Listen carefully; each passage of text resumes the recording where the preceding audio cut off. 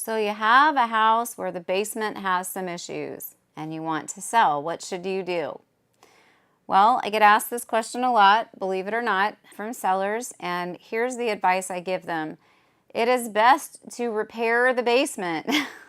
Sometimes you might just have a vertical crack that needs an epoxy injection, and other times you need far more.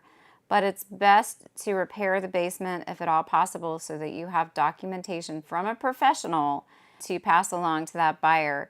It's great if you have a lifetime transferable warranty. Sometimes the warranties only transfer one time, or sometimes they're not transferable. So just understand what you have if you go ahead and have that basement repair made so that you can properly inform a buyer. So it's always best to have it repaired. But what if you can't? Well, you can sell the house as is, but make sure that you disclose the issues with the basement, whatever they happen to be. Just understand that people often get scared when it comes to structural. So if you have an estimate, at least you've had it evaluated, you just don't have the money to fix it, just understand what comes along with that. But still, make sure that the problems and the issues that you've had are properly disclosed. And understand when you sell as is as well, that wherever you list that property, you're probably not going to get as much money as the list price on that, because when you sell as is with issues with the property, you often have to chase the buyers down unless there's some kind of fight over the house on the front end when it gets listed. So just understand that about selling as is.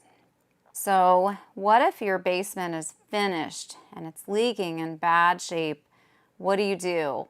Well, I suggest to my sellers that it's better to have an unfinished basement that people can see than to have a finished basement with obvious leaks and problems all over it. So sometimes in the most extreme cases, we suggest going ahead and tearing everything out of that basement and just selling that house with an unfinished basement, because you'll probably get more money from the house that way than if you have a bunch of mold, if you have staining from leaks, if it smells horrible. Just go ahead if it's really, really bad and just rip everything out and let people see what they're dealing with as an unfinished basement. And sometimes you get to the bottom of things and the leaks really weren't that bad. You can have them repaired. You can sell that house with a nice, freshly repaired, unfinished basement, and it actually performs better. But under no circumstances hide your issues with your basement. Make sure that your basement, whatever problems you're having, are fully disclosed. Do not ever try to hide them. That can get you sued. So you want to avoid that. So under no circumstances should you ever hide what's wrong with anything in your house, especially your basement. If you have questions about this issue or any other, please feel free to call me at 513-236-1254.